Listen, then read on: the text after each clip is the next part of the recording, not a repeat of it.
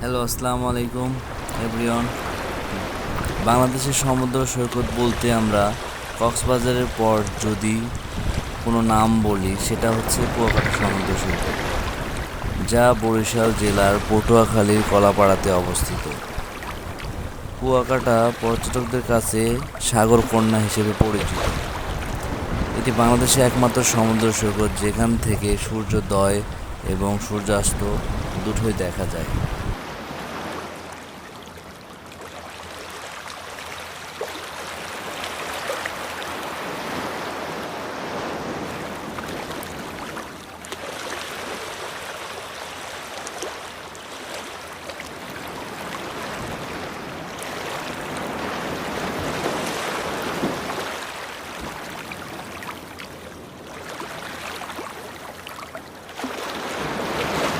বন্ধুরা, আমার এই ভিডিওতে কুয়াকাটাতে এসে কিভাবে একদিনে সব স্পটগুলো ভিজিট করবেন সম্পূর্ণ গাইডলাইন্স এই ভিডিওতে দেওয়া রইল।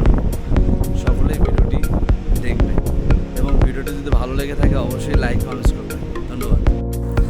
এই রাইডটা আসলে ভয়ঙ্কর একটা রাইড, তারপরও শখের তোলা 80 টাকা। কেউ যদি এই রাইডটা করতে চান তাহলে অবশ্যই সর্বনিম্ন 500 টাকা পেমেন্ট করতে হবে। এক্ষেত্রে একটা সমাধান দিতে পারি যে একজন উঠলেও যে টাকা, দুইজন উঠলেও সেম টাকা। তো আমার পরামর্শ হলো আপনারা দুইজন মিলে এই রাইডটা করবেন, তাহলে কিছুটা সাশ্রয় হতে পারবেন। এখন আসা যাক মূল কথায়। ঢাকা থেকে কুয়াকাটার দূরত্ব 280 কিলোমিটার। বাসে যেতে সময় লাগবে 6 থেকে 7 ঘন্টা। ঢাকা থেকে আপনারা আবদুল্লাপুর, গাবতলী, সায়দাবাদ থেকে টিকিট কাটতে পারবেন। আপনারা পারলে অনলাইনে ফিরতি টিকিটও কেটে রাখতে পারেন, কারণ ওইখান থেকে আপনারা টিকিট নাও পেতে পারেন। আমরা দেখতে দেখতে স্বপ্নের পদ্মা সেতুতে চলে আসলাম।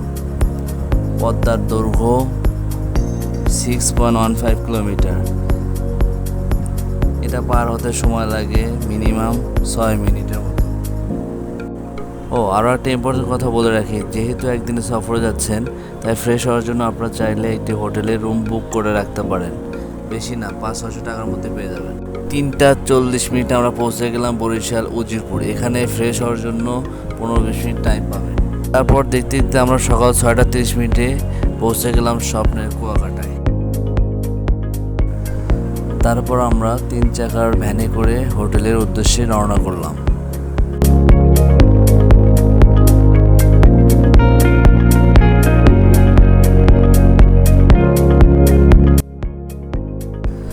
হোটেলে পৌঁছার পর আমরা ফ্রেশ হওয়ার আগে একটা বাইকারের সাথে আমরা দরদাম সেরে নিলাম। পার বাইকে 800 টাকা করে আমাদের মোট 12টা স্পট ঘুরে দেখাবে। নাস্তা করার জন্য অনেক হোটেল পেয়ে যাবেন। তো আমরা বৈশাখী রেস্তোরাঁয় সকালে নাস্তাটা সেরে নিলাম, ডাল, পরোটা এবং ভাজি দিয়ে। এখানে খরচ পড়বে পার পার্সনের জন্য 50 টাকা করে।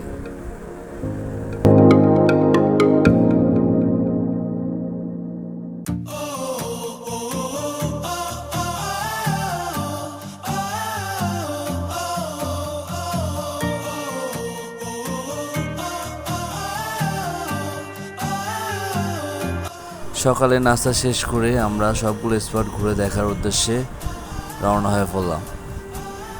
মূলত বাইক আমরা রিজার্ভ করেছি পুরো দিনের জন্য। লাঞ্চের আগে আমাদেরকে টোটাল 8টি স্পট দেখাবে, দেন লাঞ্চ করে বাকি 4টা স্পট দেখাবে।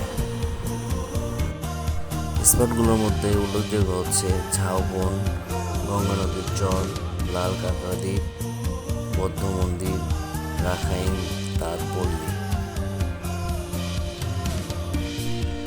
আনুমানিক দুপুর 12টার মধ্যে আমরা 8টি স্পট ঘুরে দেখতে সক্ষম হয়েছি।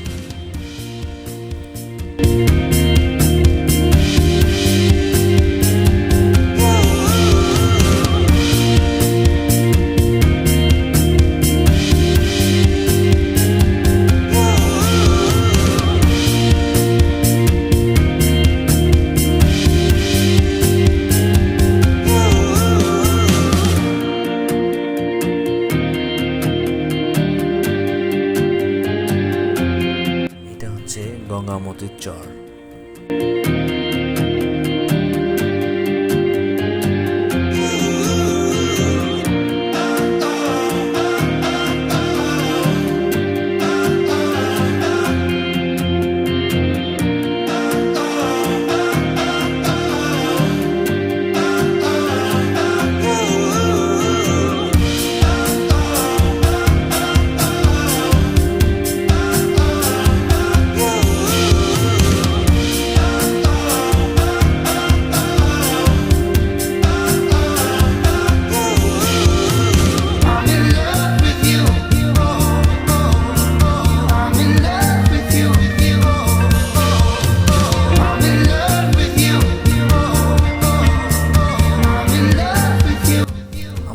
যাচ্ছি বৌদ্ধ মন্দিরের দিকে।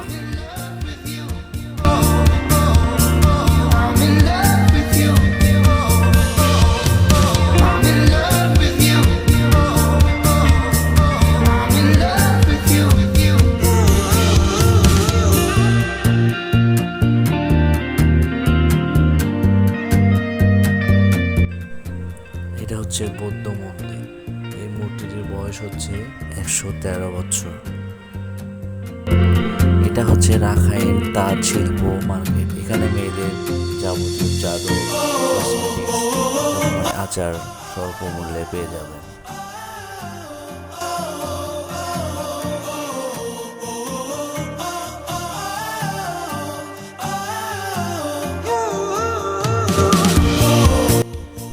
দুপুরে লাঞ্চ করার জন্য আপনারা লেবুর চড়ে যেতে পারেন।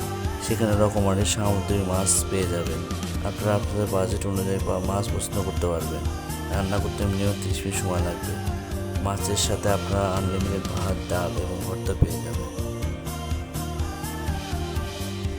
খাওয়া শেষ করে আমরা 3 নদীর মোহনার দিকে রওনা হয়ে গেলাম।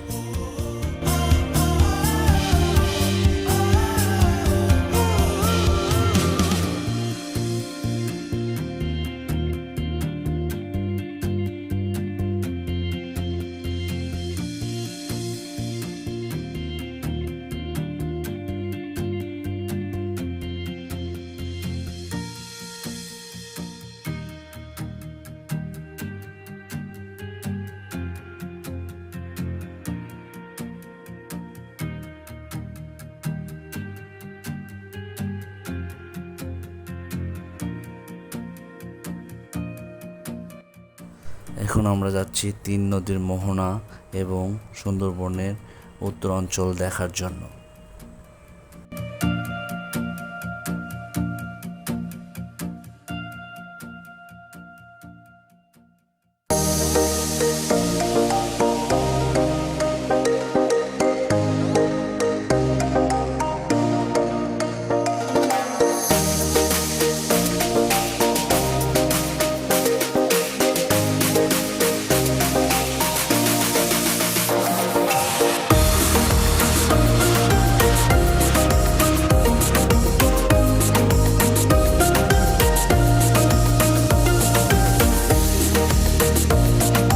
হচ্ছে 3 নদীর মোহনা। আর ওই যে বন জঙ্গল দেখা যাচ্ছে, এটা হচ্ছে সুন্দরবনের উত্তরাঞ্চল বলা হয়। ঘুরতে ঘুরতে কখন যে সময় চলে গেল কিছুই টের পেলাম না। আমরা সন্ধ্যার দিকে কাউন্টারে চলে আসলাম এবং ইউরো কোচ এসি বাসে করে ঢাকার উদ্দেশ্যে রওনা হয়ে গেলাম। বন্ধুরা, আমার এই ভিডিও যদি আপনাদের ভালো লেগে থাকে অবশ্যই লাইক এবং কমেন্টস করবেন, শেয়ার করবেন। ধন্যবাদ সবাইকে। আসসালামু আলাইকুম। আবার দেখা হবে নতুন কোনো জায়গায়, নতুন কোনো ভিডিওতে। সবাই ভালো থাকবেন, সুস্থ থাকবেন।